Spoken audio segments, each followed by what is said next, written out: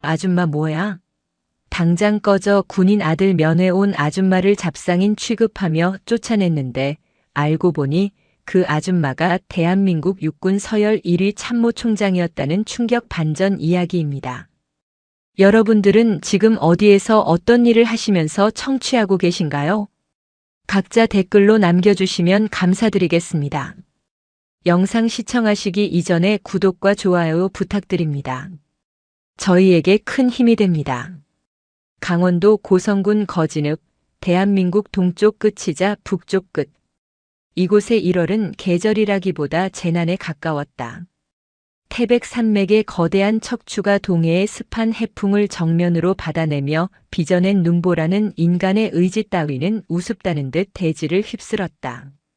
하늘은 납을 녹여 부은 듯 무겁고 탁한 회색이었고 땅은 얼어붙은 무쇠처럼 단단했다. 그 삭막한 풍경 위로 진부령의 칼바람이 짐승의 울음소리를 내며 몰아쳤다. 서울 한남동 육군 참모총장 공관의 거실. 천명희는 창가에 서서 정원수의 가지가 바람에 꺾일 듯 휘어지는 것을 바라보고 있었다. 실내의 온기는 따뜻했지만 그녀의 등줄기는 서늘했다. 대한민국 육군 서열 1위 50만 대군을 지휘하는 사성 장군, 최초의 여성 참모총장.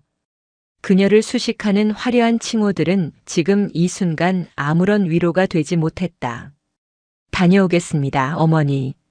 현관 쪽에서 들려온 목소리는 차분했다. 천명희는 천천히 몸을 돌렸다. 현관 앞에는 머리를 짧게 깎은 21살의 청년 강한결이 서 있었다. 어색하게 짧아진 머리카락 사이로 보이는 하얀 두피가 유난히 여려 보였다. 한결은 어머니를 향해 거수 경례를 올렸다.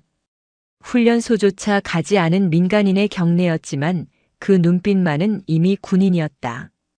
전방은 춥다. 내복 챙겨 입고. 천명희의 입에서 나온 말은 고작 그것뿐이었다. 하고 싶은 말은 산처럼 쌓여 있었다. 다치지 마라. 힘들면 언제든 말해라. 내가 손을 써서 편한 곳으로 빼주마. 하지만 그녀는 그 말을 삼켰다. 그것은 아들이 가장 싫어하는 방식이었고 군인인 자신이 해서는 안 되는 일이었다. 한결은 어머니의 후광을 끔찍이도 싫어했다. 그는 총장 아들이라는 꼬리표 대신 자신의 이름 석자로 인정받길 원했다. 그래서 그는 가장 힘들고 위험하다는 동부전선 최전방 제22보병사단에 자원했다. 걱정 마세요. 저 엄마 아들이잖아요. 깡 하나는 타고났으니까. 한결이 씩 웃었다. 그 미소가 천명희의 가슴을 후벼 팠다. 그녀는 다가가 아들의 어깨를 2번 툭툭 두드렸다. 군인은 명예를 먹고 살지만 사람은 밥을 먹고 살아야 한다. 밥 굶지 말고 아프면 참지 말고. 명심하겠습니다. 한결이 뒤돌아 현관문을 열었다. 찬바람이 훅 밀려들어와 모자의 사이를 갈라놓았다. 아들의 뒷모습이 멀어지고 대문 밖에서 대기하던 검은색 세단이 아닌 일반 택시에 오르는 모습이 보였다. 천명희는 차가 시야에서 완전히 사라질 때까지 창가에서 움직이지 않았다. 비서실장이 조용히 다가왔다. 총장님, 22사단장에게 언질이라도 줄까요? 아드님 배치받는다고 하면 신경 쓸 겁니다. 천명희는 차가운 눈으로 비서실장을 쳐다봤다. 내 아들 이름, 내 직책, 절대 입 밖에 내지 마. 한결이가 원하는 대로 평범한 훈련병으로 시작하게 해. 만약 정보가 새 나가면 자네가 책임져야 할 거야. 알겠습니다. 명심하겠습니다.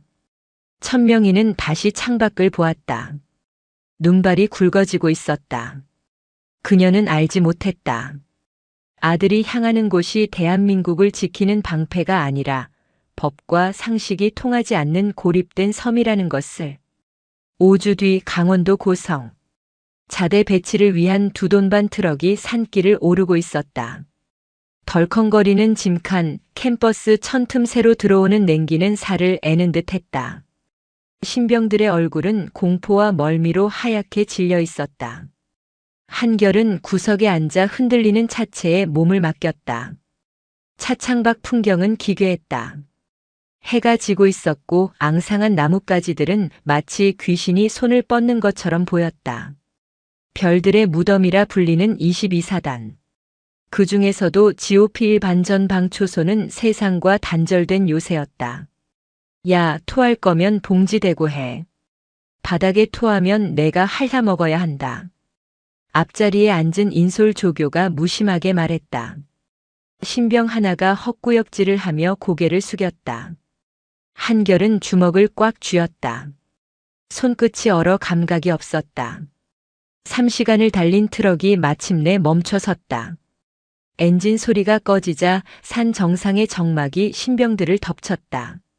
전원 하차. 동작 봐라, 군뱅이냐? 트럭 뒤편에서 들려온 목소리는 낮았지만 소름 끼치도록 날카로웠다. 행정보급관 독고영 상사였다.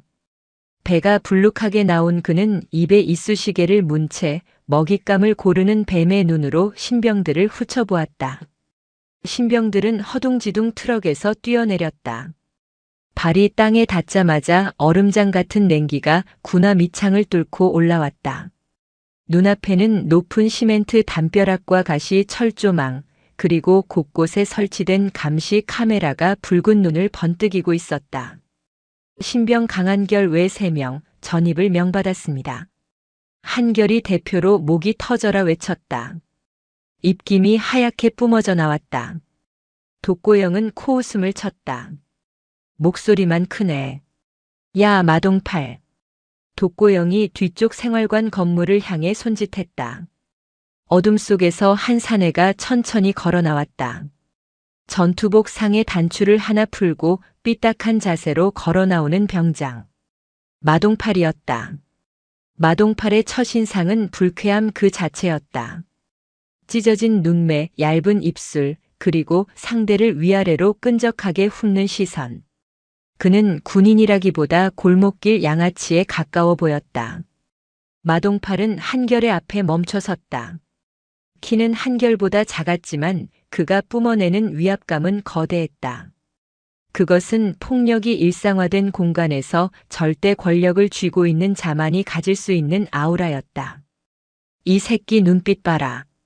마동팔이 한결의 턱을 검지로 툭 쳤다. 기분 나쁜 접촉이었다. 군대 놀러 왔냐? 눈에 힘 안 풀어. 죄송합니다. 한결이 즉시 대답했다. 그러나 마동팔은 입꼬리를 비틀며 웃었다.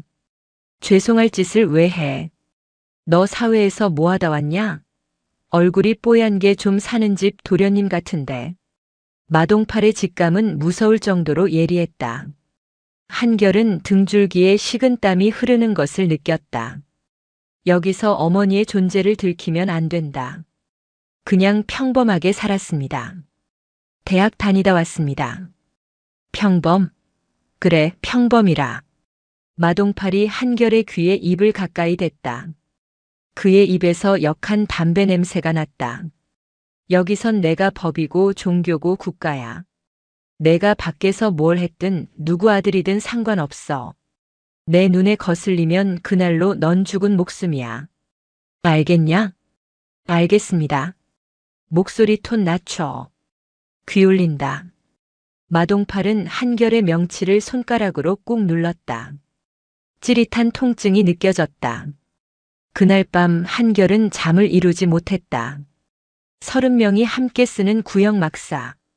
코를 고는 소리, 이를 가는 소리, 퀴퀴한 땀 냄새와 곰팡이 냄새가 뒤섞인 공기는 숨을 쉴 때마다 폐를 더럽히는 것 같았다. 옆자리에 누운 동기는 모포를 뒤집어 쓴 채 소리 죽여 울고 있었다. 한결은 천장을 바라보았다. 관물대 위에 붙은 태극기가 희미한 비상등 불빛을 받아 붉게 빛나고 있었다. 잘할 수 있어. 나는 강한결이다. 그는 속으로 되뇌었다. 하지만 창밖에서 들려오는 바람 소리는 마치 도망쳐, 지금이라도 도망쳐라고 속삭이는 것만 같았다. 그는 몰랐다. 자신이 마주한 마동팔이라는 인간이 단순한 악인이 아니라 타인의 고통을 즐기는 괴물이라는 사실을. 시간은 정직하게 흐르지 않았다. 이곳의 시간은 마동팔의 기분에 따라 멈추기도 하고 영원처럼 늘어지기도 했다. 전입 2주 차 한결은 부대 내에서 관심병사가 아닌 사냥감이 되어 있었다. 이유는 단순했다. 그가 너무 반듯했기 때문이다. 마동팔은 한결의 흐트러짐 없는 자세, 정확한 암기력, 심지어 식사할 때의 조용한 태도까지 모든 것을 혐오했다. 자신은 사회에서 갖지 못했던 품위, 열등감을 자극하는 그 다름이 마동팔의 폭력성을 자극했다. 야, 강한결. 너 나 무시하냐? 점심 식사 후 식기를 세척하던 한결에게 마동팔이 다가왔다. 차가운 수돗물에 한결의 손은 벌겋게 얼어 터져 있었다. 아닙니다. 그렇지 않습니다. 한결이 물기를 털며 부동자세를 취했다. 마동팔은 식판 검사대 옆에 비스듬히 기대어 한결을 노려보았다. 아닙니다, 아닙니다. 앵무새냐? 아까 내가 밥 먹을 때 왜 쳐다봤어? 밥 처먹는 게 개돼지 같아서 불쌍하냐?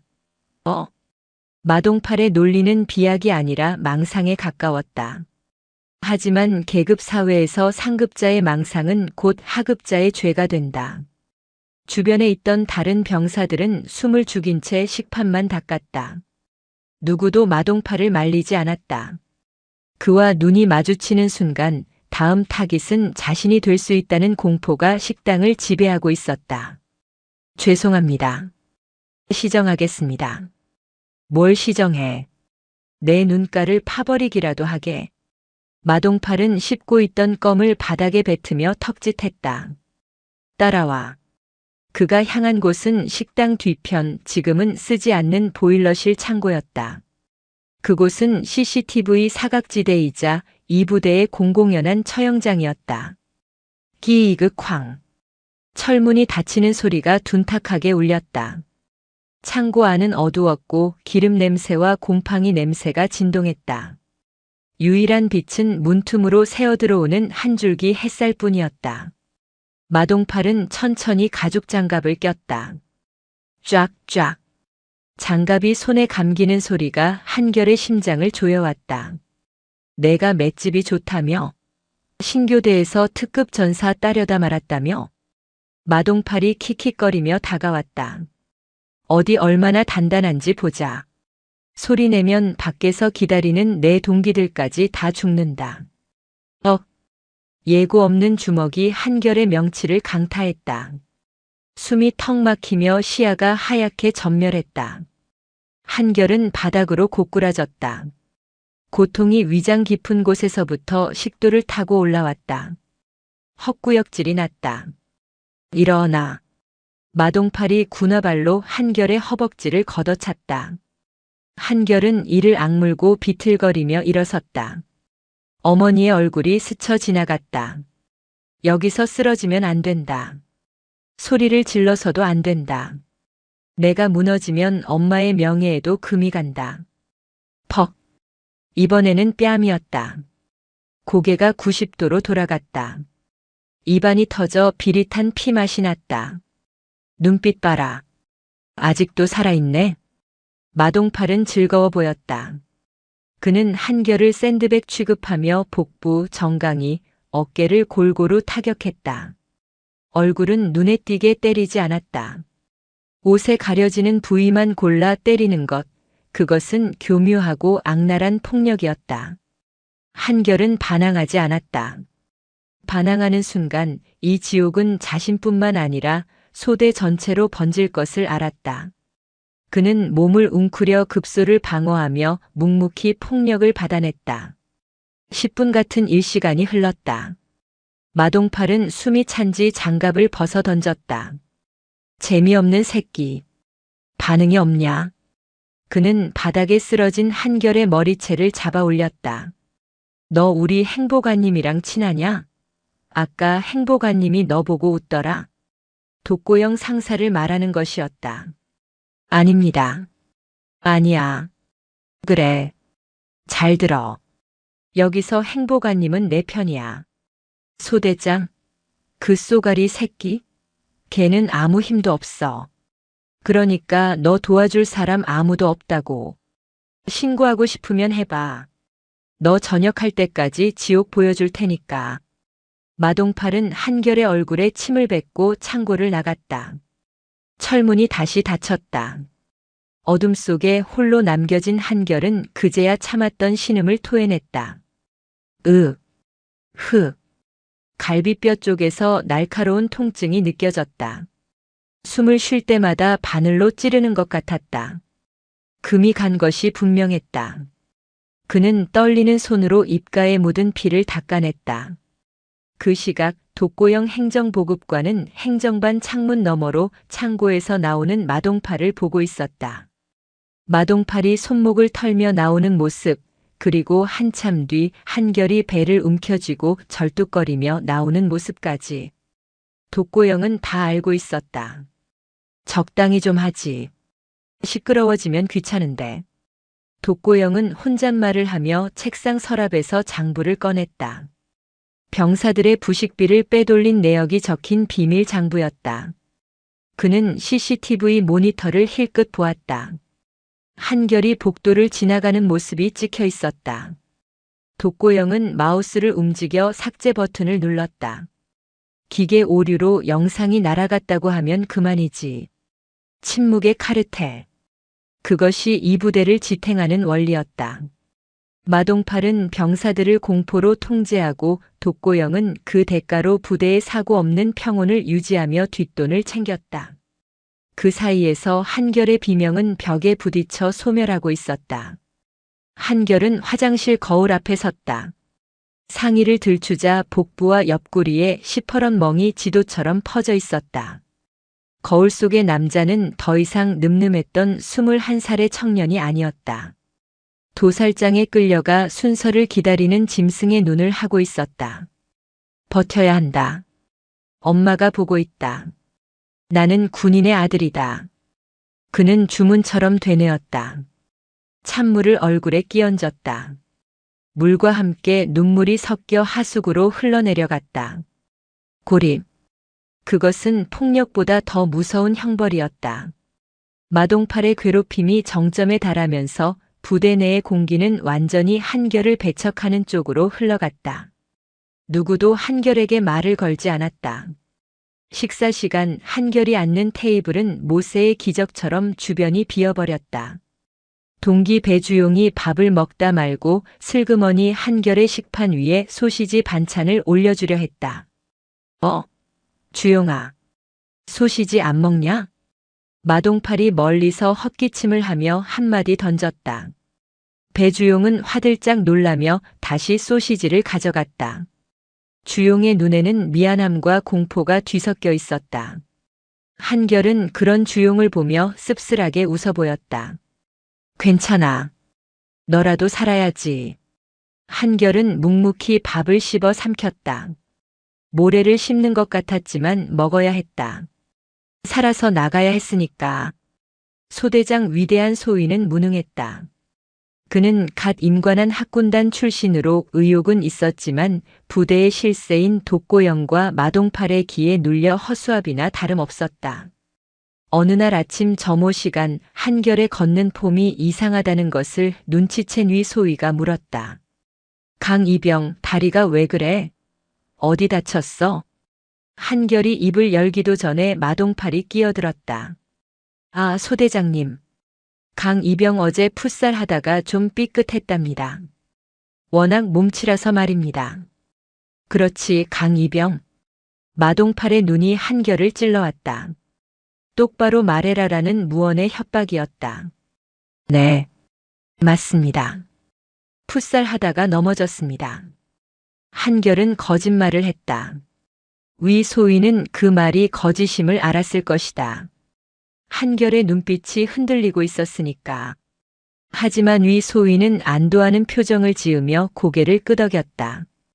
그래, 조심 좀 하지. 의무대 갈 정도는 아니고. 네, 괜찮습니다. 위 소위는 도망치듯 자리를 피했다. 진실을 파헤치는 순간 마주해야 할 독고영 상사와의 마찰, 부대 관리 소홀에 대한 책임이 두려웠던 것이다. 한결은 멀어지는 소대장의 뒷모습을 보며 마지막 희망의 끈을 놓았다. 철책선 야간 경계 근무. 영하 25도의 혹한 속에서 한결은 초소에 서 있었다. 옆에는 마동팔이 핫팩을 만지작거리며 서 있었다. 야, 강한결. 노래 한 곡 뽑아봐라. 심심해 뒤지겠다. 죄송합니다. 아는 노래가 없습니다. 아는 게 없어? 그럼 춤이라도 춰. 걸그룹 춤 몰라? 죄송합니다. 이 새끼가 진짜 재미없게 구네. 마동팔은 총구로 한결의 옆구리를 쿡 찔렀다. 하필이면 며칠 전 걷어차여 금이 간 갈비뼈 부위였다.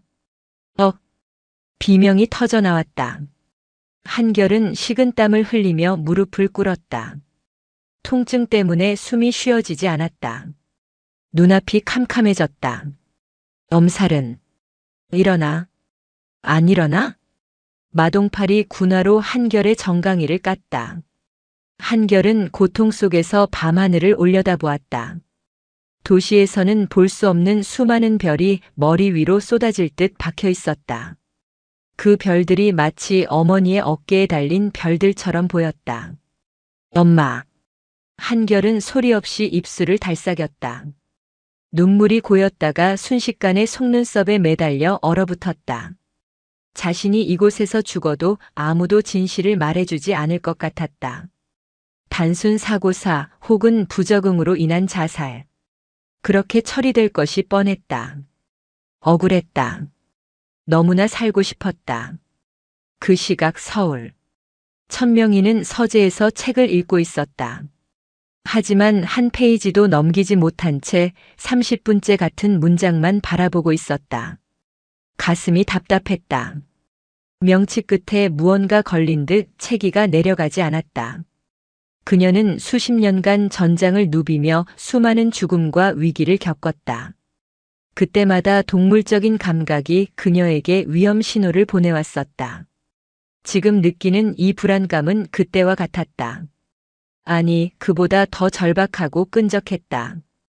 그녀는 휴대전화를 집어들었다. 아들과 통화하기로 약속한 날은 아니었지만 견딜 수가 없었다. 행정반으로 전화를 걸까 하다가 관두었다. 총장이 직접 전화를 걸면 부대가 발칵 뒤집힐 것이고 아들이 곤란해질 수 있었다. 다음 날 저녁 천명희의 개인 휴대전화가 울렸다. 발신자 표시 제한. 한결이었다. 여보세요? 한결이니? 천명희의 목소리가 급했다. 네, 엄마. 저예요. 수화기 너머로 들려오는 아들의 목소리. 평소와 다름없는 듯 했지만 천명희는 알 수 있었다. 미세하게 떨리는 끄틈처리. 억지로 밝은 척하려는 호흡. 그리고 배경으로 들려오는 누군가의 비웃음 소리. 잘 지내고 있지? 밥은 잘 먹고? 어디 아픈 데는 없고? 네, 엄청 잘 먹어서 살쪘어요. 선임들도 다 잘해주세요. 진짜예요. 엄마, 저 이제 들어가 봐야 해요. 한결아, 잠시만. 너 목소리가 왜 그래? 정말 괜찮은 거니? 아, 감기 기운이 좀 있어서요. 끊을게요, 엄마. 사랑해요. 뚜뚜뚜. 통화는 짧았다. 1분도 채 되지 않았다. 하지만 그 1분 동안 천명희는 확신했다. 아들은 거짓말을 하고 있다. 아들은 지금 벼랑 끝에 서 있다. 선임들이 잘해준다는 말 뒤에 숨겨진 공포를 그녀는 읽어냈다. 천명희는 전화기를 내려놓고 의자 깊숙이 몸을 묻었다. 눈을 감자 아들의 마지막 목소리가 귓가에 맴돌았다. 사랑해요. 그 말은 작별 인사처럼 들렸다. 천명희는 눈을 번쩍 떴다. 그녀의 눈동자가 차갑게 가라앉았다. 더 이상 기다릴 수 없었다. 그녀는 책상 위에 달력을 보았다. 이번 주 토요일. 비워둔 일정이 있었다. 그녀는 인터폰을 눌렀다. 비서실장, 이번 주말 내 일정 전부 비공개로 돌려. 그리고 차 대기시켜. 관용차 말고 내 개인 차로. 수행원 없이 나 혼자 움직인다. 총장님, 어디 가시려고 하십니까? 위험할 수 있습니다. 비서실장의 당황한 목소리가 들렸다. 천명희는 나직하지만 단호하게 말했다. 아들 보러 간다. 가서 확인해야겠어. 내 새끼가 어떤 놈들한테 물어뜯기고 있는지. 전화기를 내려놓는 천명희의 손에 힘이 들어갔다. 나무 책상 귀퉁이가 부서질 듯 삐걱거렸다. 폭풍 전야였다. 고성의 부대 위로 먹구름이 몰려오고 있었다. 그리고 그 구름 뒤에는 모든 것을 쓸어버릴 뇌우를 품은 4개의 별이 다가오고 있었다. 토요일 새벽 4시. 서울 한남동 육군 참모총장 공관의 차고지가 묵직한 소음을 내며 열렸다. 어둠 속에서 빠져나온 차는 검은색 관용 세단이 아니었다. 연식이 꽤 된 은색 중형 승용차였다. 운전석에 앉은 천명희는 선글라스를 끼고 등산 모자를 깊게 눌러쓴 상태였다. 조수석에는 잘 다려진 정복 재킷과 정모가 쇼핑백에 담겨 놓여 있었다. 그녀는 내비게이션에 강원도 고성군 간성읍의 한 좌표를 입력했다. 제22보병사단 예하 5호대대 GOP 소초. 일반 지도에는 나오지 않는 군사보안 구역이었다. 출발한다. 천명희는 스스로에게 명령하듯 중얼거리고 엑셀러레이터를 밟았다. 서울을 빠져나와 춘천 고속도로에 올랐을 때 동쪽 하늘이 푸르스름하게 밝아오고 있었다. 하지만 그녀의 마음속 안개는 거치지 않았다. 어제 아들과의 통화가 뇌리에 박혀 떠나지 않았다. 사랑해요. 그 마지막 한마디가 유서처럼 느껴졌다. 천명희는 30년 군 생활 동안 수많은 병사를 보아왔다. 극한의 훈련을 견디는 병사의 목소리와 삶을 포기하려는 병사의 목소리는 호흡부터 다르다. 한결의 목소리에는 물기가 서려 있었고 숨소리는 불규칙했다. 그것은 명백한 구조 신호였다. 차는 홍천을 지나 인제로 접어들었다. 44번 국도는 험준했다. 창밖으로 스쳐 지나가는 풍경은 아름다웠지만 천명희의 눈에는 들어오지 않았다. 그녀는 핸들을 꽉 쥐었다. 손마디가 하얗게 질렸다. 제발 내 감이 틀렸기를. 엄마의 노파심이기를. 하지만 그녀의 감은 한 번도 틀린 적이 없었다. 그 시각 한결은 지옥의 한가운데 있었다. 주말인 토요일은 병사들에게 휴식의 날이어야 했다. 하지만 22사단 최전방 소초의 주말은 평일보다 더한 공포의 시간이었다. 간부들의 감시가 소홀해지는 틈을 타 마동팔 병장의 놀이가 시작되기 때문이었다. 야, 강한결. 너 오늘 얼굴이 좀 폈다?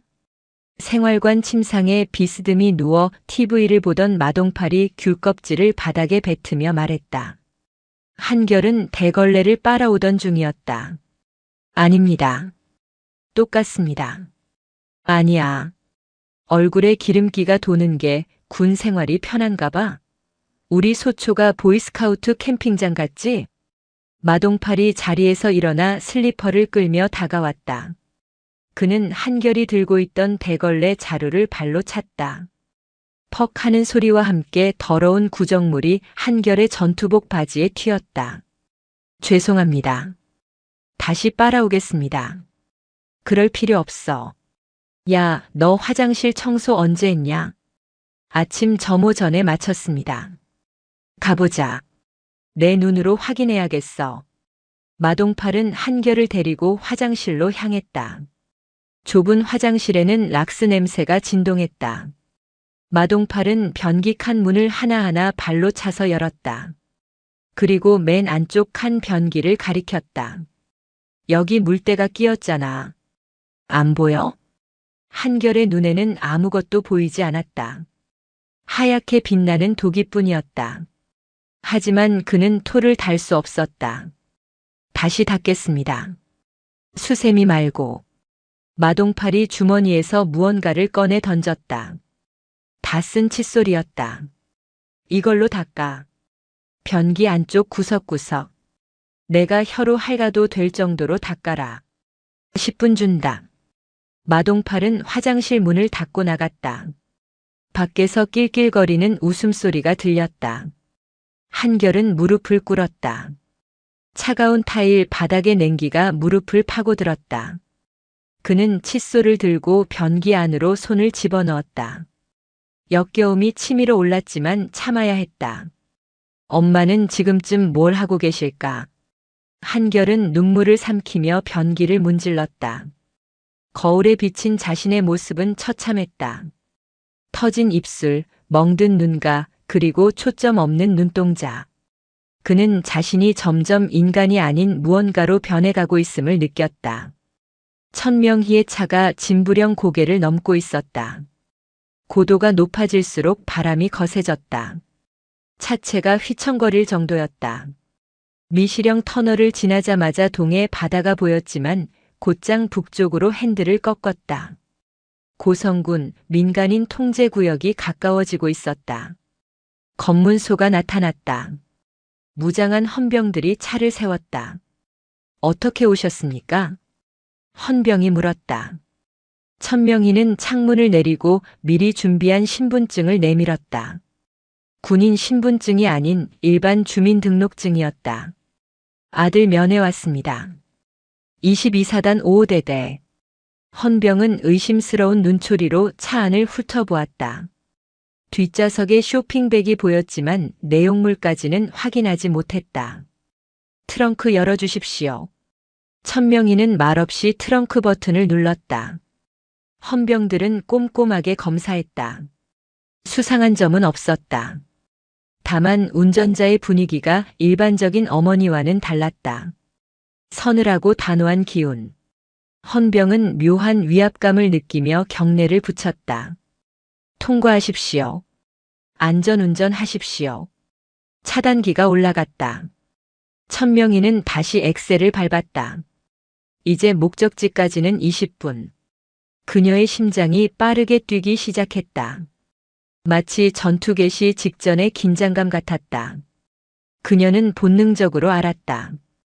그곳에 도착하는 순간 돌이킬 수 없는 일이 벌어질 것임을. 부대 안 마동팔이 다시 화장실 문을 열었다. 다 했냐? 네. 완료했습니다. 한결이 일어서며 대답했다. 마동팔은 변기를 슥 보더니 혀를 찼다. 야, 냄새나잖아. 너 입 냄새냐? 아니면 여기서 똥이라도 퍼먹었냐? 마동팔은 한결의 가슴을 밀쳤다. 한결이 뒤로 밀리며 벽에 부딪혔다. 나가자. 운동 좀 해야겠어.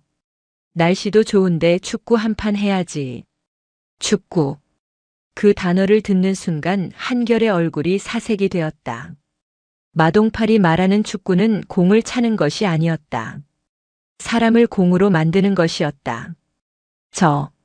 몸 상태가 좋지 않습니다. 한결이 처음으로 거부 의사를 밝혔다. 마동팔의 눈썹이 꿈틀거렸다. 뭐? 몸 상태? 야, 군대가 내 요양원이냐? 아프면 군대를 오지 말았어야지. 나와. 좋은 말로 할 때. 마동팔이 한결의 멱살을 잡고 끌고 나갔다. 복도를 지나가던 소대장 위대한 소위가 그 모습을 보았다. 한결이 애원하는 눈빛을 보냈지만 위 소위는 급히 고개를 돌려 행정반으로 들어가 버렸다. 아무도 없었다. 이 넓은 부대에 자신을 구해줄 사람은 단 한 명도 없었다. 한결은 끌려가며 생각했다. 오늘이야말로 죽을지도 모른다고. 고성의 산길은 험했다. 포장도로가 끝나고 비포장 전술도로가 나타났다. 천명희의 은색 승용차는 흙먼지를 일으키며 덜컹거렸다. 내비게이션은 목적지 부근입니다라는 안내만 반복할 뿐 정확한 길을 알려주지 않았다. 하지만 천명희는 지도를 읽는데 도가 튼 사람이었다. 산세와 태양의 위치 그리고 군용 표지판의 암호를 해독하며 정확하게 부대 정문으로 향했다.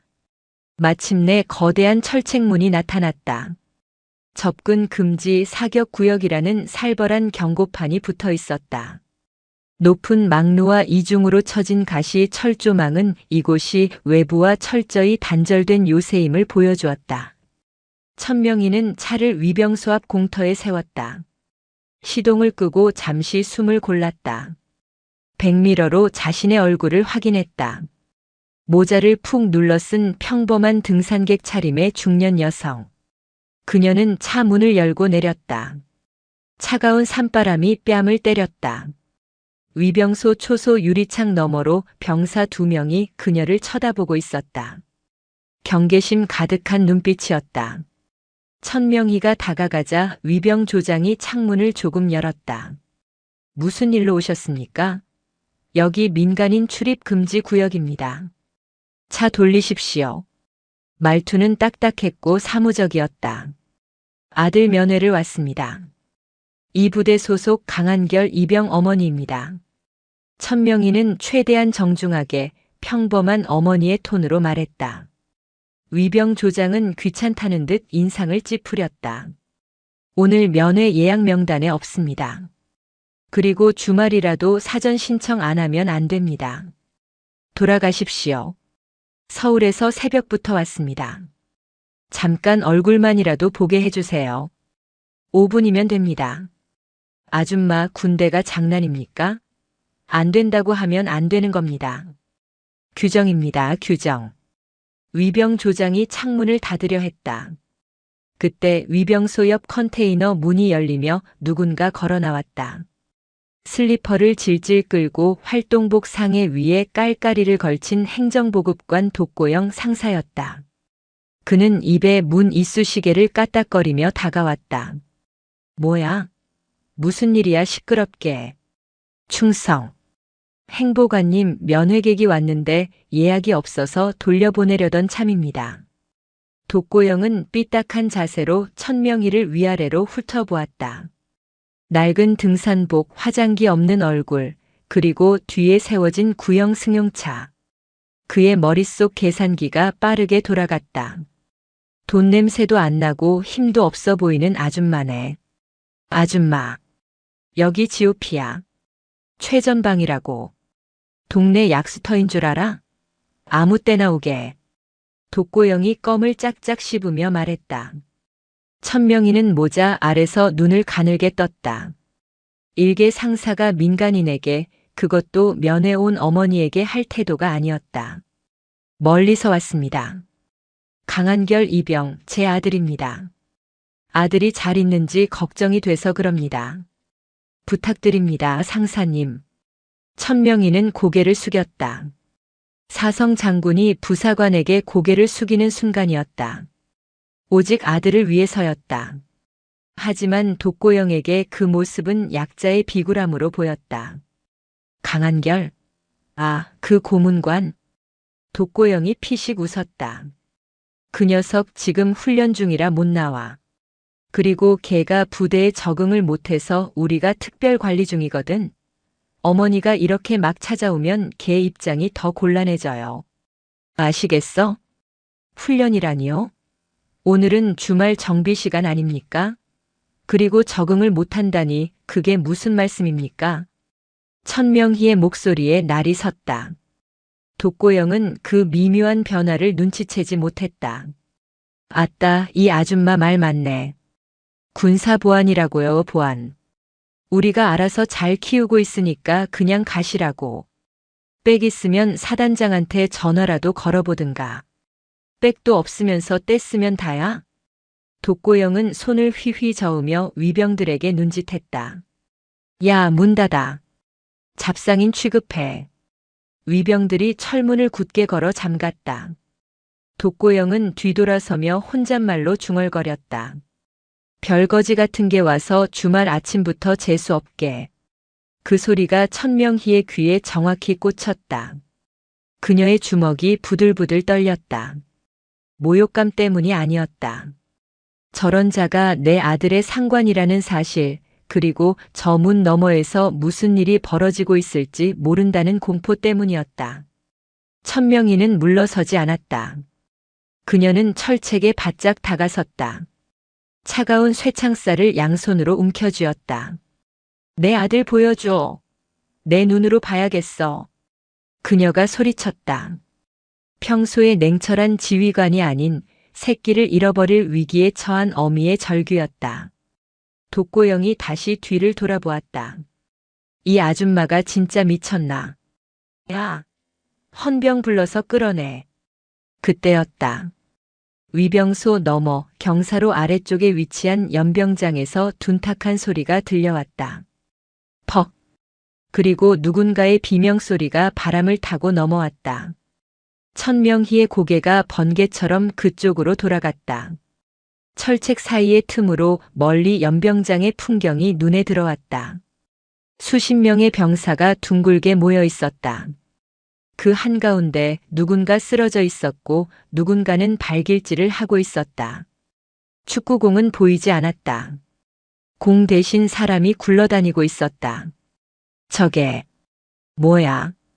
천명희의 동공이 확장되었다. 독고영은 당황하며 병사들의 시야를 가리려 했다. 뭐해? 저 여자 못 보게 막아. 하지만 이미 늦었다. 천명희의 시력은 2.0. 그녀는 독수리 같은 눈으로 쓰러진 병사의 얼굴을 확인했다. 피투성이가 된 채 흙바닥을 기고 있는 그 아이. 한결이었다. 시간이 멈춘 것 같았다. 진부령의 바람 소리도 독고영의 고함 소리도 들리지 않았다. 천명희의 세상에는 오직 철책 너머 연병장의 참상만이 존재했다. 연병장 한가운데 마동팔 병장은 미친 사람처럼 날뛰고 있었다. 일어나. 엄살 피우지 말고 일어나라고 이 새끼야. 마동팔은 군화를 신은 발로 웅크린 한결의 옆구리를 걷어찼다. 한결의 몸이 짐짝처럼 튕겨나갔다. 이미 한결의 전투복 상의는 찢겨 있었고 얼굴은 흙과 피로 범벅이 되어 형체를 알아보기 힘들었다. 이게 축구야. 공이 안 움직이면 차야지. 마동팔이 웃었다. 그 웃음소리가 악마의 비명처럼 메아리쳤다. 주변에 둘러선 병사들은 공포에 질려 고개를 숙이고 있었다. 누구도 말리지 않았다. 아니, 말릴 수 없었다. 그 침묵과 방관이 마동팔을 더 잔혹하게 만들고 있었다. 한결이 비틀거리며 일어났다. 다리가 풀려 후들거리고 있었다. 그는 도망치지 않았다. 도망칠 곳이 없다는 것을 알기 때문이었다. 그는 퉁퉁 부은 눈으로 정문을 바라보았다.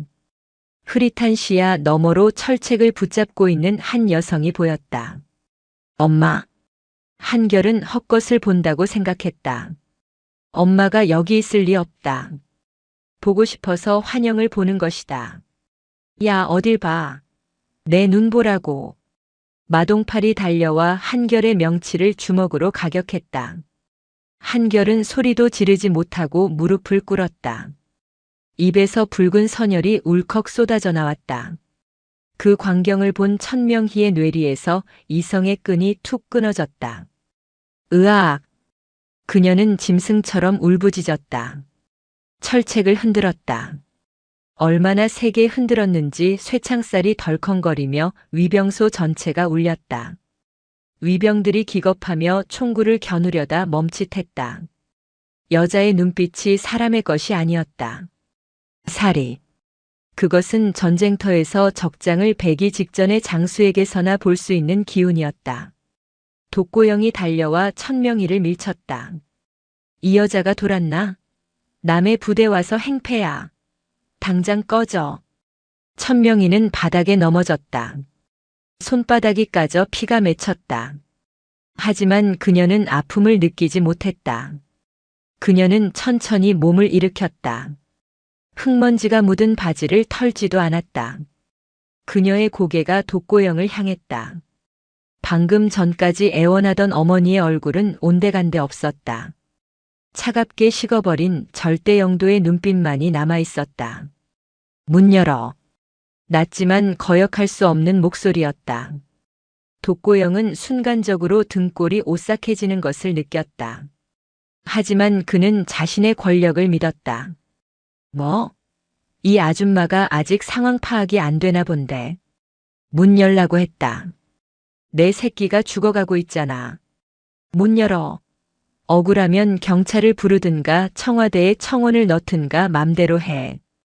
독고영이 비웃으며 철문 열쇠를 주머니에 넣고 찰랑거렸다. 그래.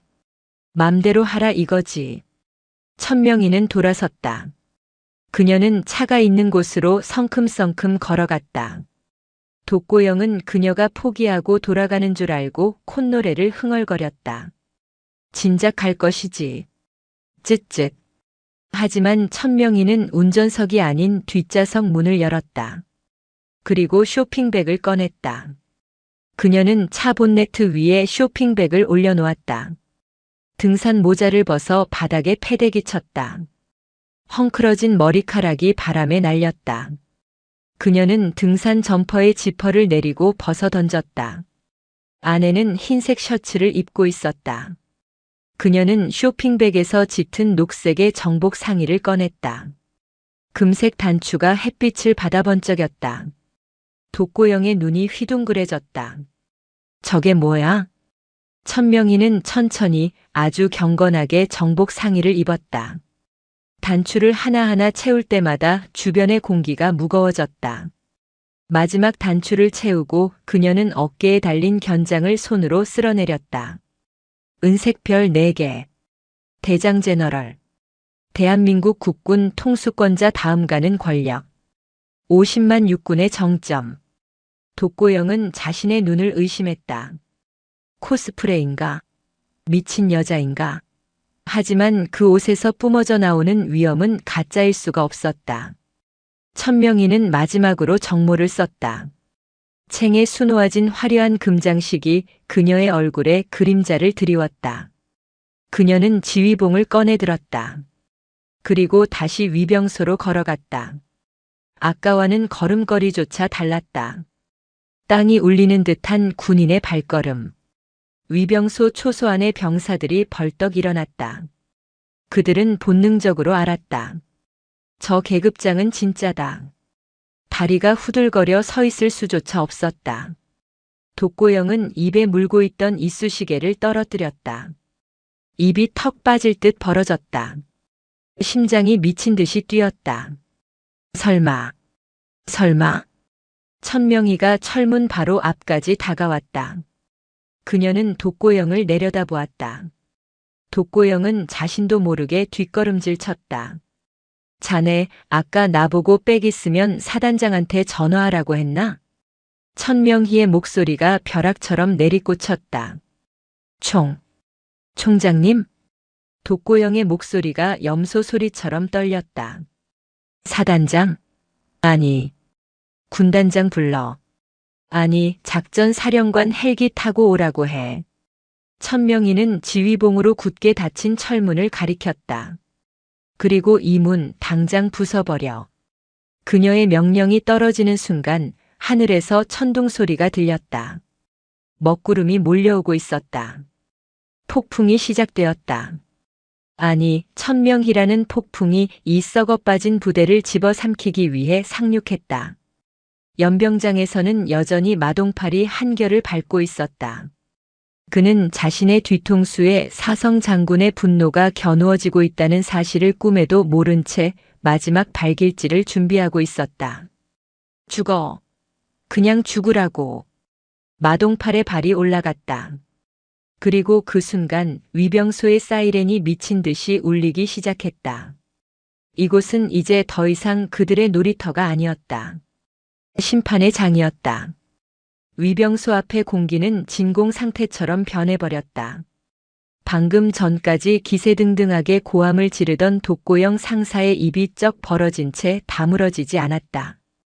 그의 시선은 천명희의 어깨 위 견장에 고정되어 있었다. 겨울 햇살을 받아 서늘하게 번뜩이는 은색의 별 4개. 그것은 단순한 금속 조각이 아니었다. 대한민국 50만 육군의 정점이자 군인이라면 누구나 평생을 바쳐 우러러보는 절대적인 권위의 상징, 대장 계급장이었다.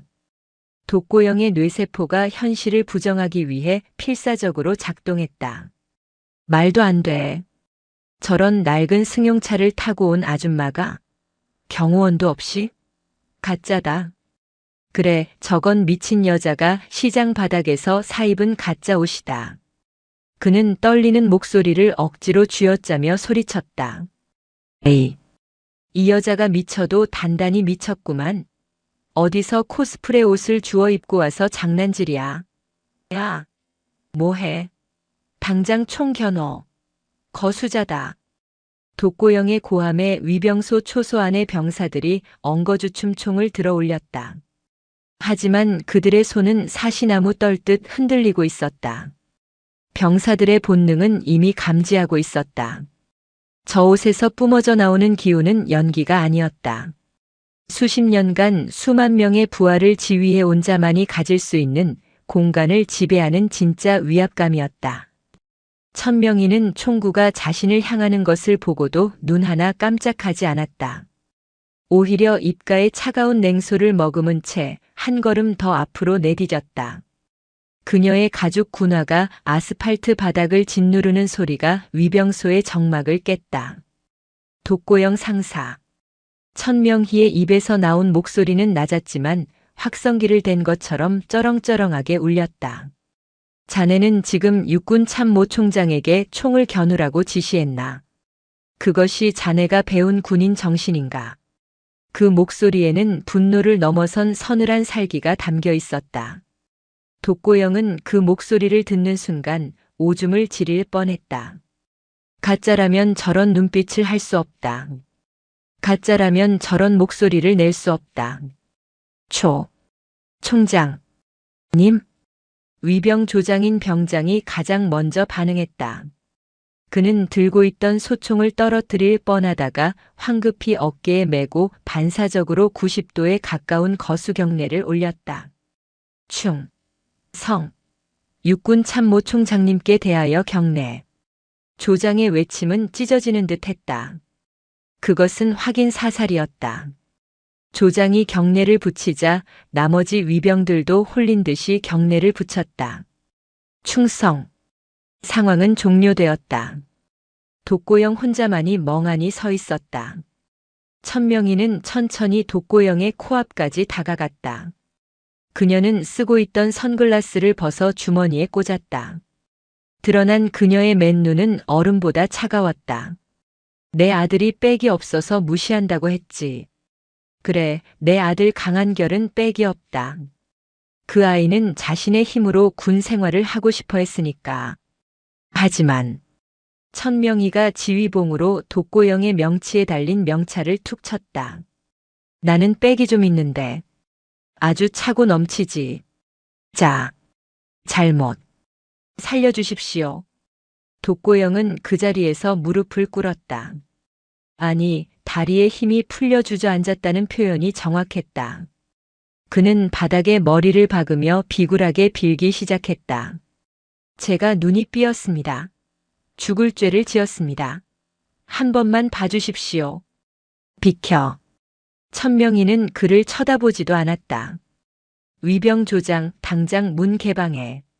그리고 지금 이 시간부로 이 부대의 모든 통신을 차단한다.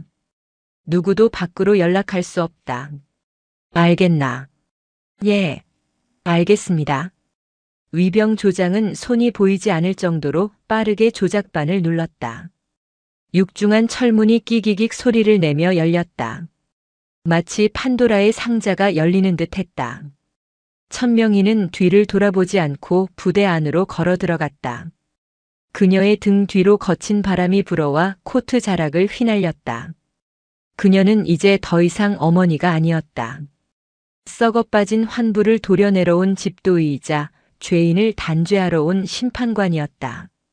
저 멀리 연병장에서는 여전히 둔탁한 타격음이 들려오고 있었다. 천명희는 지휘봉을 쥔 손에 피가 통하지 않을 정도로 힘을 주었다. 조금만 참아라 한결아. 엄마가 가고 있다. 위병소에서 연병장까지 이어지는 내리막길은 길지 않았다. 하지만 천명희에게는 그 길이 천리 길처럼 느껴졌다. 한 걸음을 뗄 때마다 심장이 터질 듯이 뛰었지만 그녀는 호흡을 조절하며 걸음걸이의 속도를 유지했다. 흥분해서 달려가는 것은 지휘관의 모습이 아니었다. 그녀는 태산처럼 무겁게 그리고 해일처럼 거대하게 그들을 덮쳐야 했다. 연병장 상황은 최악으로 치닫고 있었다.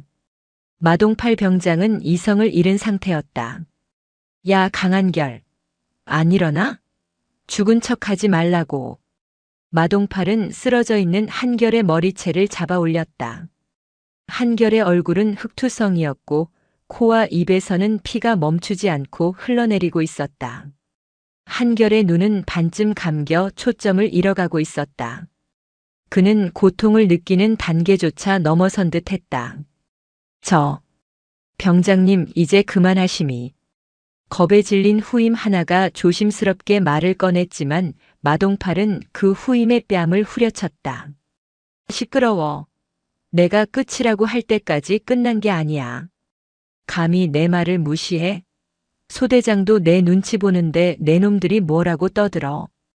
그때였다. 연병장 입구 쪽에 서 있던 병사들의 표정이 순식간에 굳어졌다. 그들은 무언가를 보고 입을 떡 벌린 채 석고상처럼 굳어버렸다. 병사들의 시선이 한 곳으로 모였다.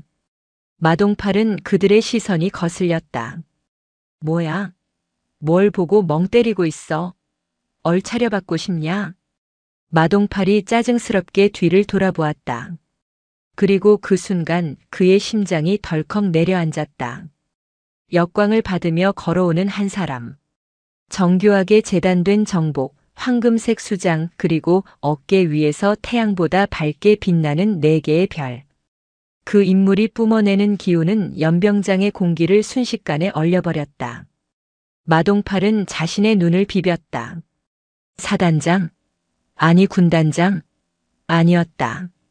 저 계급장은 교범에서나 보았던 전설 속의 사성 장군 계급장이었다. 왜 대장이 여기에? 천명희는 아무 말 없이 병사들 사이를 갈라 걸어왔다. 병사들은 모세의 기적처럼 좌우로 갈라지며 길을 텄다. 그들은 공포와 경외심에 눌려 숨조차 크게 쉬지 못했다. 천명희가 마동팔의 코앞에 멈춰 섰다. 그녀의 키는 마동팔보다 크지 않았지만 마동팔은 자신이 거대한 거인 앞에 선 개미처럼 느껴졌다. 천명희는 바닥에 쓰러진 한결을 내려다보았다. 처참했다. 내장이 뒤틀리는 듯한 슬픔과 분노가 치밀어 올랐지만 그녀는 이를 악물고 참아냈다. 지금 울면 안 된다. 지금은 심판해야 할 때다. 자네가 여기 대장인가? 천명희가 마동팔에게 물었다. 지극히 낮고 차분한 목소리였다. 병장 마동팔입니다. 마동팔은 반사적으로 관등 성명을 댔지만 목소리는 기어들어갔다. 다리가 후들거려 서 있기가 힘들었다. 병장 마동팔. 자네가 내 부하를, 아니 내 아들을 이렇게 만들었나? 아들? 마동팔의 머릿속이 하얗게 변했다. 바닥에 쓰러진 저 피투성이 고문관이 참모 총장의 아들이라고. 세상이 뒤집히는 것 같았다. 하늘이 무너진다는 말이 이런 것인가 싶었다. 아니, 저기, 훈련, 교육 차원에서 마동팔이 말도 안 되는 변명을 늘어놓으려 했다. 무릎 꿇어. 천명희의 명령은 간결했다. 마동팔은 저항할 생각조차 하지 못하고 그 자리에 털썩 무릎을 꿇었다. 천명희는 몸을 굽혀 한결을 일으켰다. 한결은 희미하게 눈을 떴다. 피와 땀으로 범벅된 속눈썹 사이로 익숙한 얼굴이 보였다. 언제나 강하고 단단했던 엄마. 그리고 그 엄마가 입고 있는 처음 보는 화려한 정복. 엄마. 한결의 갈라진 입술 사이로 쉰 목소리가 새어나왔다. 그래, 엄마 왔다. 많이 늦어서 미안하다. 천명희는 자신의 하얀 손수건을 꺼내 아들의 얼굴에 묻은 피를 닦아주었다. 아들의 몸은 불덩이처럼 뜨거웠고 갈비뼈 쪽에서는 거친 숨소리가 들려왔다. 의무병, 당장 들것 가져와. 헬기 불러. 천명희가 소리쳤다. 그제야 너클 놓고 있던 병사들이 정신을 차리고 미친 듯이 뛰어다니기 시작했다. 그때 행정반 건물에서 소대장 위대한 소위가 뛰쳐나왔다. 뒤늦게 상황을 파악한 그는 얼굴이 사색이 되어 달려왔다. 충성. 소대장 소위 위대한입니다. 저기 총장님 방문 예고도 없이 갑자기 오시면. 닥쳐. 천명희는 위대한 소위를 노려보았다. 자네가 소대장인가? 부하가 죽도록 맡고 있는데 사무실에 처박혀 있었나? 그것이 자네가 배운 장교의 책무인가? 그게 오해가. 자네는 지휘관 자격이 없다. 당장 계급장 떼고 저놈 옆에 꿇어앉아. 천명희의 호통에 위 소위는 다리가 풀려 주저앉았다. 연병장은 완벽하게 제압되었다. 천명희는 마동파를 내려다보며 말했다. 기도해라. 내 아들이 살기를. 만약 내 아들 털끝 하나라도 잘못된다면 나는 군법이 허용하는 모든 방법을 동원해서 너를 지옥 끝까지 쫓아가 응징할 것이다. 마동팔은 바닥에 머리를 박은 채 벌벌 떨기만 했다. 오줌이 바지를 적시고 흘러나와 흙바닥을 적셨다. 고요했던 고성의 하늘이 찢어질 듯한 굉음으로 뒤덮였다. 두두두두두두두. 육군 항공작전 사령부 소속 UH-의육식 블랙호크 헬기 3대가 편대를 이루어 날아왔다. 헬기의 로터 바람이 연병장의 흙먼지를 일으켰다. 부대원들은 태어나서 그렇게 많은 헬기를 본 적이 없었다. 가장 먼저 착륙한 헬기에서 내린 것은 군단장이었다. 삼성 장군인 중장이 정모가 벗겨질세라 한 손으로 누르며 헐레벌떡 뛰어내렸다. 그 뒤를 이어 사단장 소장과 헌병대장이 사색이 된 얼굴로 따라 내렸다. 천명희는 연병장 단상에 서 있었다. 그녀의 뒤에는 응급조치를 받고 있는 한결이 누워 있었고 단상 아래에는 독고영, 마동팔 위대한 소위가 포승줄에 묶인 채 무릎을 꿇고 있었다. 군단장이 단상 앞으로 달려와 거수 경례를 올렸다. 그의 이마에는 식은 땀이 비 오듯 흘러내리고 있었다. 충성. 군단장 중장 박진철 현장에 도착했습니다. 총장님을 제대로 모시지 못해 죽을 죄를 지었습니다. 천명희는 군단장의 경례를 받지 않았다. 그녀는 차갑게 물었다. 박 중장. 자네는 평소에 예하부대 관리를 어떻게 하길래 최전방 GOP가 조폭 소굴이 되어 있나? 면목 없습니다. 면목? 그따위 말로 때울 생각 마라. 헌병대장. 예. 헌병대장 대령 김철수. 지금 즉시 이 부대 전체를 압수수색한다.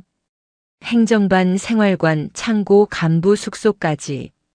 먼지 하나라도 남기지 말고 다 뒤져. 특히 행정보급관의 개인 금고와 비밀장부 샅샅이 찾아내. 알겠습니다. 전원 투입. 헌병들이 개미떼처럼 흩어졌다. 행정반 문이 부서져라 열리고 헌병들이 독고영의 책상을 뒤엎었다. 독고영의 얼굴이 흑빛으로 변했다. 안 돼. 내 장부. 잠시 후 헌병들이 증거물을 들고 나왔다. 독고영이 숨겨두었던 이중 장부 병사들의 월급 카드가 수북하게 담긴 박스, 그리고 부식 창고에서 빼돌린 양주병들이 쏟아져 나왔다. 마동팔의 관물대에서는 후임 관리 일지라는 이름의 수첩이 발견되었다. 그 안에는 그가 병사들을 어떻게 괴롭혔는지, 누구를 언제 때렸는지가 날짜별로 상세하게 기록되어 있었다. 그것은 스스로 작성한 범죄 자백서나 다름없었다. 천명희는 그 수첩을 넘겨보며 치를 떨었다. 이게 군인인가? 이건 살인마의 기록이다. 그녀는 수첩을 마동팔의 얼굴에 던졌다. 내 놈이 재미로 기록한 이 종이 조각이 이제 너를 평생 감옥에 가둘 족쇄가 될 것이다. 천명희는 다시 군단장을 보았다. 이 시간부로 22사단장 보직 해임한다. 해당 대대장, 중대장 전원 보직 해임 및 구속 수사하라. 그리고 여기 있는 가해자 셋.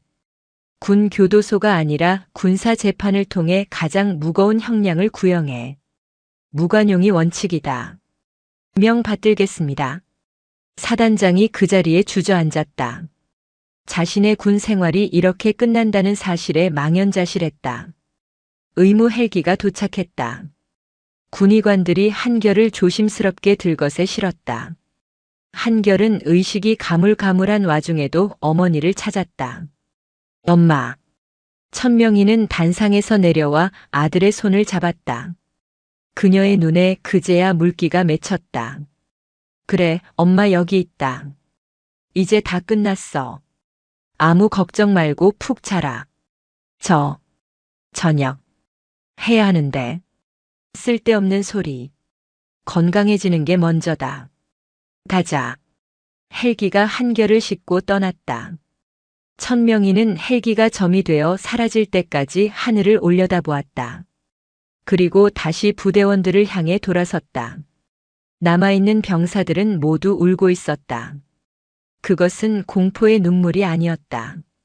지긋지긋한 폭력의 굴레에서 벗어났다는 안도감, 그리고 자신들의 고통을 알아주는 절대적인 존재가 나타났다는 감격의 눈물이었다. 동기 배주용이 용기를 내어 손을 들었다. 총장님, 저 증언할 게 있습니다. 마동팔 병장이 저도 때렸습니다. 여기 있는 애들 다 맞았습니다. 그러자 다른 병사들도 본물 터지듯 소리치기 시작했다. 저도 신고합니다. 독고영 상사가 월급 카드 뺏어갔습니다.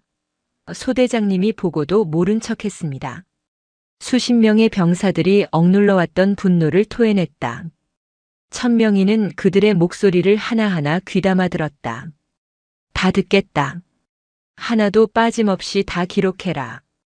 오늘 우리는 이 썩은 고름을 전부 짜낸다. 천명희의 선언과 함께 별들의 무덤이라 불리던 22사단의 진정한 별이 떴다. 그것은 권위의 별이 아니라 정의와 구원의 빛이었다. 뇌우가 지나간 자리, 하늘은 거짓말처럼 맑게 개어가고 있었다. 하지만 죄인들에게 닥칠 겨울은 이제 막 시작되고 있었다. 군단 헌병대 조사실. 이곳은 세상의 빛이 차단된 지하 벙커와도 같았다. 창문 하나 없는 사방이 회색 콘크리트로 둘러싸인 방. 천장 구석에 매달린 형광등만이 신경질적으로 깜빡거리며 철제 책상 앞에 앉은 죄인들의 불안한 그림자를 길게 늘어뜨렸다. 제1조사실. 독고영 상사는 더 이상 부대를 호령하던 제왕이 아니었다. 그는 땀으로 흠뻑 젖은 죄수복을 입은 채 덜덜 떨리는 손으로 물컵을 쥐고 있었다. 물은 넘쳐 흘러 손등을 적시고 바닥으로 뚝뚝 떨어졌다. 상사 독고영. 묻는 말에만 대답해. 군 검찰관의 목소리는 드라이아이스처럼 차가웠다. 그는 두꺼운 서류 뭉치를 책상 위에 쾅 하고 내려놓았다. 그 소리에 독고영의 어깨가 움찔 튀어올랐다. 자네가 작성한 이중장부다. 부식비 횡령, 유류절도 그리고 지역 건설업자에게 뇌물을 받고 부대 인력을 사적으로 동원한 기록까지. 아주 꼼꼼하게도 적어놨더군. 검찰관님. 오해입니다. 저는 그냥 관행대로. 관행? 병사들 월급 카드를 뺏어서 유흥비로 탕진하는 게 관행인가? 검찰관은 리모컨을 눌러 벽면 모니터를 켰다. 화면에는 독고영이 유흥주점에서 병사들의 카드를 긁는 CCTV 영상이 선명하게 재생되었다. 독고영은 차마 화면을 보지 못하고 고개를 떨궜다. 제가 다 갚겠습니다. 퇴직금으로라도. 퇴직금? 착각하지 마라. 자네는 파면이다. 퇴직금은 한 푼도 없다. 그리고 징역형이 확정되면 군인연금도 박탈된다. 자네는 빈털터리 전과자가 되어 사회로 쫓겨나는 거다. 파면, 연금, 박탈. 독고영에게 그 단어들은 사형 선고나 다름없었다. 평생을 군대라는 울타리 안에서 권력을 누리며 살아온 그에게 계급장이 없는 삶은 상상조차 할 수 없는 공포였다. 제발 살려주십시오. 제가 시킨 게 아닙니다. 마동팔 그놈이 미쳐서 날뛴 겁니다. 저는 몰랐습니다. 독고영은 추악하게 울부짖으며 책상에 머리를 찧었다. 같은 시각 제2조 사실. 마동팔 병장은 실성한 사람처럼 웃다가 울기를 반복하고 있었다. 그는 자신이 처한 상황을 받아들이지 못하고 있었다. 어제까지만 해도 그는 신이었다. 병사들의 생사여 탈권을 쥐고 흔들던 절대자였다. 그런데 지금은 양손에 수갑을 찬 채 좁은 의자에 묶여 있었다. 강한결이. 아니, 강한결 이병이 정말 총장님 아들입니까? 마동팔이 멍한 눈으로 물었다. 수사관은 대답 대신 코웃음을 쳤다. 그게 지금 중요하냐? 내가 사람을 개 패듯이 패서 반병신을 만들었다는 게 중요한 거지. 아니, 알았으면 안 그랬죠. 몰라서 그런 건데. 억울합니다. 억울해? 내 일기장에 적힌 걸 봐라. 오늘 강한결 갈비뼈 소리가 좋았다. 우는 소리가 듣기 싫어서 입에 걸레를 물렸다. 이게 인간이 쓸 말이냐? 수사관은 마동팔의 일기장을 펼쳐 그의 눈앞에 들이밀었다. 마동팔의 눈동자가 심하게 흔들렸다. 그것은 자신의 범죄 기록이자 악마의 자서전이었다. 너는 특수폭행, 가혹행위, 협박, 군용물 손괴 등 적용할 수 있는 혐의는 다 적용될 거다. 군사법원에서 징역 5년 이상은 기본이고 민사소송까지 걸리면 내 인생은 끝났다고 봐라. 마동팔은 그제야 현실을 자각했다. 다리에 힘이 풀리며 바지 가랑이가 축축해졌다. 그는 바닥에 무릎을 꿇고 수사관의 바짓단을 붙잡았다. 살려주세요. 저 아직 23살입니다. 감옥 가기 싫습니다. 엄마 보고 싶습니다. 조금 전까지 남의 집 귀한 아들을 짓밟으며 낄낄거리던 악마는 자신의 아니가 위협받자 칭얼거리는 어린아이로 전락해 있었다. 제3조사실에는 위대한 소위가 앉아 있었다. 그는 울고 있지 않았다. 다만 영혼이 빠져나간 사람처럼 벽을 응시하고 있었다. 소위 위대한. 당신은 지휘관이었다. 범죄를 막을 의무가 있었어. 알고 있었습니다. 위대한이 갈라진 목소리로 입을 열었다. 강한결 이병이 맞는 소리, 비명 소리. 다 들었습니다. 그런데 무서웠습니다. 독고영 상사가 제 인사고과를 망칠까봐, 마동팔이 제 말을 무시할까봐. 비겁했습니다. 그는 자신의 어깨에 달린 다이아몬드 계급장을 손으로 쥐어뜯으려 했다. 이거 달 자격 없습니다. 떼어주십시오. 제발 처벌해 주십시오. 그것은 뒤늦은 참회였지만 그 어떤 변명보다 무거운 자백이었다. 조사실 유리창 너머 천명희는 팔짱을 낀 채 이 모든 광경을 지켜보고 있었다. 그녀의 표정은 차가웠지만 눈빛은 깊은 슬픔을 담고 있었다. 총장님, 이 정도면 증거는 충분합니다. 바로 기소하겠습니다. 법무참모가 보고했다. 천명희는 고개를 끄덕였다. 법대로 해. 난 정상 참작은 없다. 가장 무거운 형량을 구형해. 그래야 다시는 이런 일이 안 생긴다. 천명희는 조용히 조사실을 나섰다. 복도 끝 창문으로 들어오는 햇살이 그녀의 어깨에 내려앉았다. 썩은 살을 도려내는 수술은 끝났다. 이제는 상처를 봉합하고 치유해야 할 시간이었다. 성남 국군 수도병원 VIP 병동. 이곳은 일반 병실과는 달리 고요하고 평화로웠다. 창밖으로는 청계산의 푸른 숲이 보였고 공기 중에는 은은한 소독약 냄새와 꽃향기가 섞여 있었다. 한결은 깊은 잠에서 깨어났다. 눈을 뜨자 하얀 천장이 보였다. 몸을 움직이려 했지만 전신이 욱신거렸다. 갈비뼈에는 압박 붕대가 감겨 있었고 다리는 깁스를 한 상태였다. 하지만 신기하게도 마음은 편안했다. 더 이상 차가운 시멘트 바닥이 아니었다. 마동팔의 고함 소리도 독고영의 비웃음도 없었다. 일어났니? 옆에서 따뜻한 목소리가 들려왔다. 한결이 고개를 돌렸다. 침대 옆 의자에 어머니가 앉아 있었다. 정복 차림의 육군 참모 총장이 아니었다. 화장기 없는 얼굴에 헐렁한 카디건을 걸친 영락 없는 엄마 천명이었다. 그녀는 사과를 깎고 있었다. 서툰 솜씨라 사과 껍질이 두껍게 깎여 나갔다. 엄마. 한결의 목소리는 잠겨 있었다. 천명이는 깎던 사과를 내려놓고 아들의 손을 잡았다. 그녀의 손은 따뜻했고 미세하게 떨리고 있었다. 많이 아프지? 진통제 놔달라고 할까? 아니요, 괜찮아요. 진짜 안 아파요. 한결은 애써 웃어 보였다. 하지만 그 미소가 천명희의 가슴을 더 아프게 했다. 그녀는 아들의 손을 자신의 볼에 갖다 댔다. 미안하다. 엄마가 너무 늦게 알았어. 내가 바보였어. 나라 지킨답시고 설치면서 정작 내 아들이 지옥에 있는 줄도 몰랐구나. 천명희의 눈에서 참았던 눈물이 후두둑 떨어졌다. 아들의 손등 위로 뜨거운 눈물방울이 흘러내렸다. 왜 말 안 했니? 힘들다고 죽겠다고. 엄마한테 말하지 그랬어. 한결은 어머니의 젖은 눈을 바라보았다. 말하면 엄마가 힘들까 봐요. 뭐?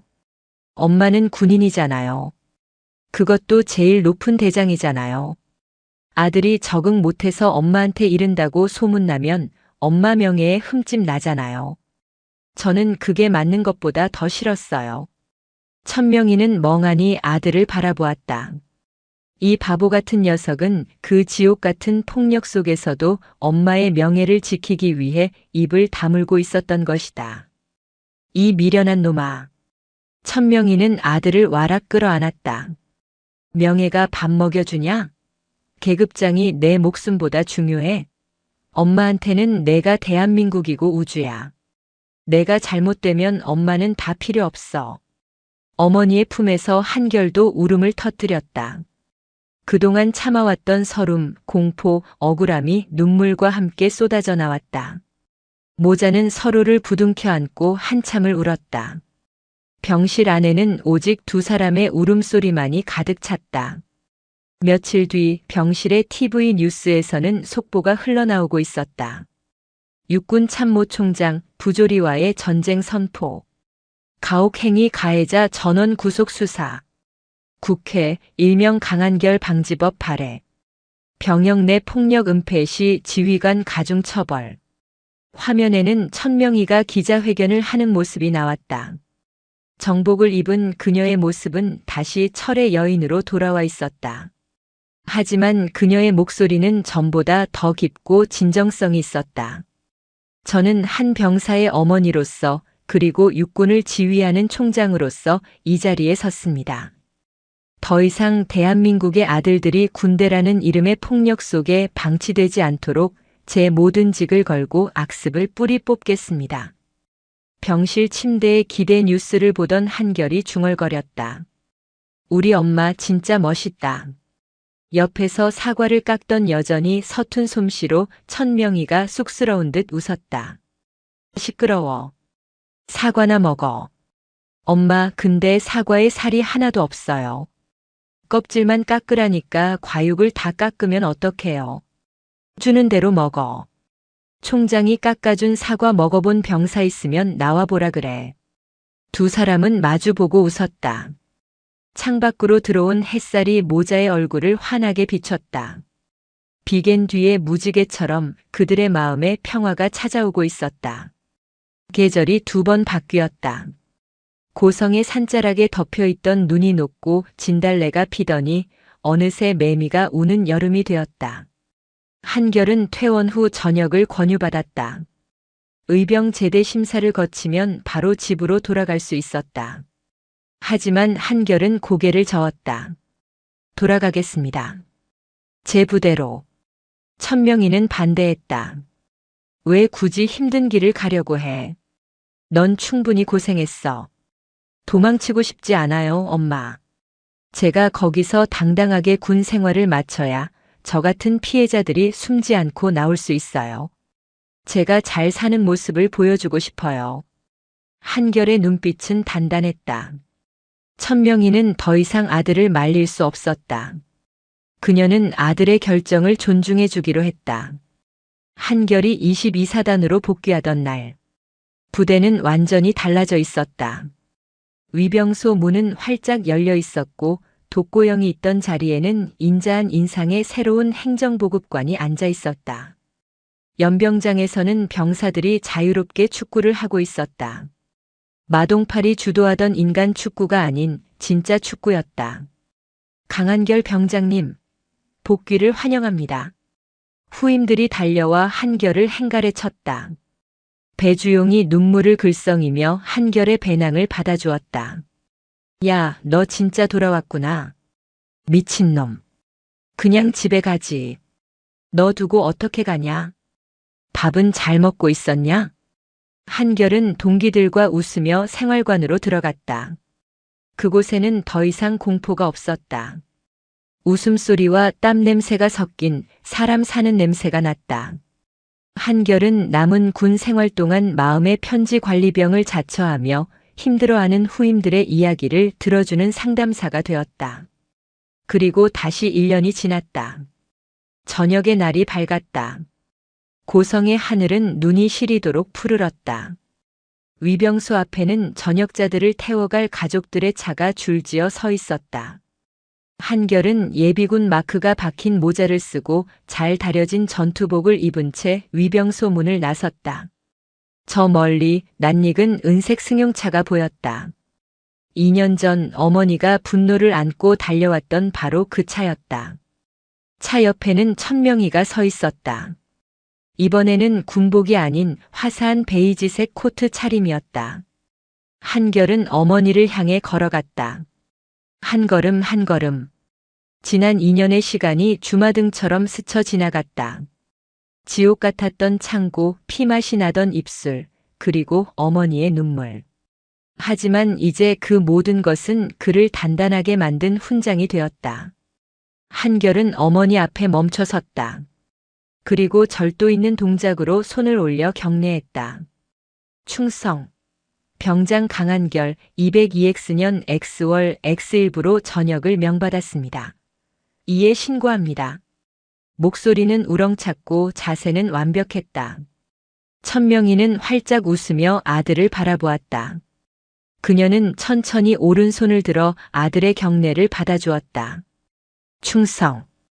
고생했다, 강 병장. 아니, 내 아들. 천명희는 팔을 벌렸다. 한결이 어머니의 품으로 뛰어들었다. 엄마, 저 이제 민간인이에요.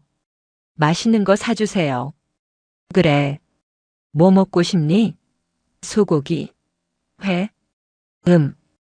독고영이 횡령했던 그 부식비로 산 소시지 말고 진짜 맛있는 소시지 반찬 해주세요. 엄마가 해주는 거요. 녀석도 참. 집에 가자. 엄마가 요리는 못해도 소시지는 구워줄 수 있다. 모자는 차에 올랐다. 차는 흙먼지를 일으키며 위병소를 떠났다. 백미러 속으로 22사단 부대가 점점 작아졌다. 차 안에서 한결이 물었다. 엄마, 전역하면 뭐 하실 거예요? 이제 임기 얼마 안 남으셨잖아요. 글쎄다. 은퇴하면 귀농이나 할까?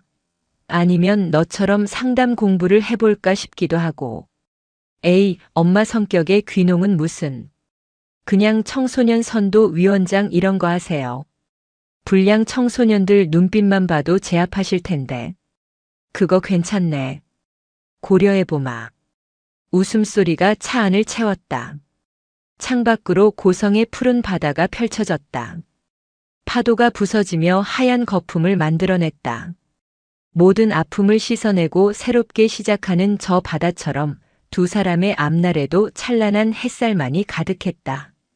이야기는 끝이 났지만 그들이 남긴 변화는 영원히 군대에 남아 병사들을 지키는 방패가 될 것이다. 별은 졌지만 그 빛은 사람들의 가슴 속에 남아 길이길이 빛날 것이다.